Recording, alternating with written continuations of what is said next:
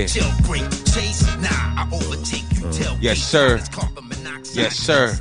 Yeah. H.O.M.E, House of Melanated Excellence. We back with Canibus. You know what I'm saying? We just getting it. We just getting warmed up. So let it be known, man. We got the guard about to break down hip hop and the elements of it, of being an MC. But before we do that, we want to tie up some loose ends from the last chamber. So go ahead, guard, break it down for us. Yeah, yo, man, listen, man, definitely wanna highlight, you know what I'm saying, my appreciation for, you know, CL Vic and Jermaine Green. Gotta tell you, man, peace. this is the only interview. This is coming from the core of my being, man. Like every molecule in my body wants to say, thank you. Man. For, thank you.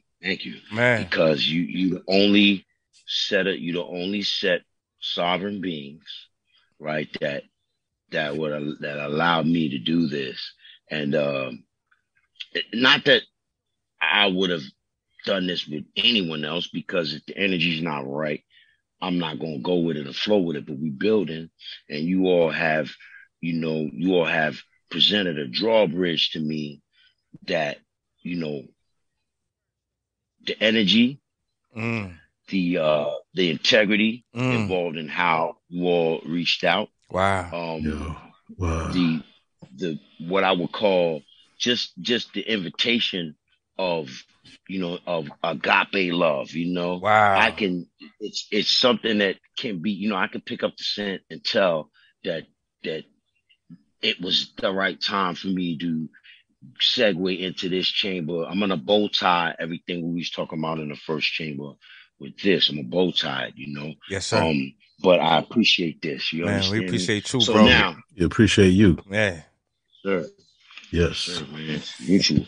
So right here, you know, so my old man, before I go right to this, I'm gonna go with like how, you know, my old man, like he was under spiritual attack at different times during his, you know, his professional, you know, athletic career. And it sort of segues into how it felt to me, you know, during like the Dizaster battle, right? Like what happened with that, people just are all over the place with, you know, right after that happened and throughout the whole thing, I was on pain meds because my shoulder was ripped out. I remember, socket, yeah. And, you know, I had stitches in my head. You know what I'm saying? Like it wasn't a stunt. It wasn't like some kind of a, you know, it wasn't no stunt. It was really what happened. And, you know, in spite of, you know, how aloof I was because of the pain medication, you know, I wasn't myself. You know, and this was 4 days before the battle, was when all that the injury took place. And I'm gonna skip over exactly how the injury happened, but I'm gonna point out that okay, so it happened, right? So now I could have not went. I mean, you know, I had counsel telling me, don't go, you can't go in this condition, right? Because before, you know, the incident, I was in dog shape. You know what I'm saying? Like, you know what I mean? Like I'm not even a dude that is about being caged and shit. I'm straight edge. You understand what I'm trying to say? Like that's not my lifestyle. So to end up, you know what I'm saying, dealing with all of that 4 days before the battle, I was in dog shape. I was ready for it. You look at the shows that was going on in Canada, you know, north of the border, like my shit was trump tight. I was prepared and ready, right? But, you know, after that incident, I was so tore up with the pain meds and all that. I really was just, you know, trying to heal. I was trying to follow through with my commitment, my obligation. And you know, obviously I wasn't scared, right? Like never scared, right? Like because, you know, I had my you know, my MMA, you know what I'm saying, brothers with me, and had anything that happened, they was gonna put the whole fucking crowd in a pretzel. You feel me? Like anything, anybody them dudes is gonna put you in the press. And we talking about, you know what I'm saying, like we talking about Black Cobra. I don't want to blow his name up out there, whatever. If you know who he is, you know who he is. I had Black Cobra there, you know what I'm saying? He had his man there. You know what I'm saying? David was there also, you know what I'm saying? Pac-Man was ready to go for the crown, you know what I'm saying? Like Frankie Fist, like it was people there, it was folks there. You understand what I'm trying to say? So my whole thing is this, like, you know, I felt like I was under spiritual attack because I was outside of myself looking down at what was happening. Like, wow. You know what I'm trying to say? Like, wow. Like, I couldn't even get the words.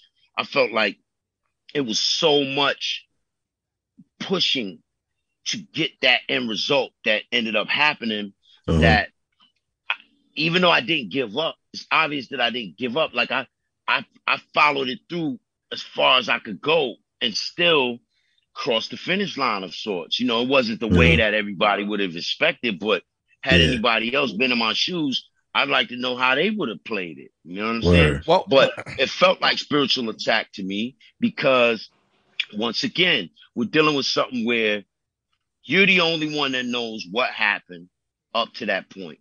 What happened to prevent you from being, you know what I'm saying, in full form. And I was put in that position right before having to perform. Right. Like, so, and so there was no time to try to come up with any kind of a plan B or anything like that. You just had to face, you know, the reality, face the predicament. And you know, that's what was done. Now, to see how everybody, like Aguilar was there, it was a comfort because he was, you know what I'm saying, he and my team, but Aguilar, you know, knowing how Aguilar is, because Aguilar, he could have took my place and probably fucking went go for broke because he's that good. You know what I'm saying? Under pressure, he's that good. But but this is what it is though. I remember him looking at me and not really even understanding like what the fuck. You know what I'm saying? Even him. And when I seen his eyes, I realized like, yo, because I've known him for so long. Yeah. When looking at his eyes, I knew like, yo, this shit crazy. And then, you know, even asking myself, what are you doing? I was like, man, I gotta finish. So, you know, getting into it, I started to realize that, you know what, I started to, you know, internally and cerebrally, introspectively understand what the value of all this was. There was a crucifixion taking place. I was on the altar. Yes. This was the moment that I could say that I feared the most in terms of not being able to perform, not losing. I wasn't thinking about that. I was thinking about, yo, why can't it come out? Why can't I remember? Why can't I, you know, please God, you know, please give me my powers back. You understand what I'm trying to say?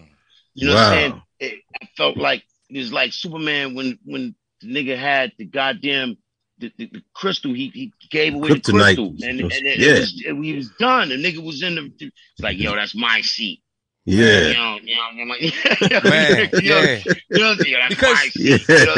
dude came in there and was like, yo, that's my seat. Yeah. You know what I'm saying? Like, yo, because you opened up that battle, and I think you said something like, yo, you wearing Tom Cruise mom shoes. Like, yo, that shit was hilarious. And I'm like, yo, Tom Cruise mom shoes. I said, yo, this is gonna be crazy. Hey, yeah. That's anybody that know me know I love Tom Cruise. You know, it's two actors. It's like several actors. I like Michael J. White a whole lot. I like Wesley Snipes a whole lot. Yeah. I like Sylvester Stallone a whole lot. I like Carl Weathers a whole lot. Man, Action Jackson, yeah. And yeah, that's right, Action Jackson, and Tom Cruise. You know what I'm saying? Yeah. You know what I'm saying? And then of course, like, you know, you got like Jason Statham and shit. I got my favorite actors, man. You know what I'm saying? Right. I got my favorite actors. So anyway, and then Jeffrey Wright's another one I really like. Yeah. Don Cheadle. I like Don Cheadle.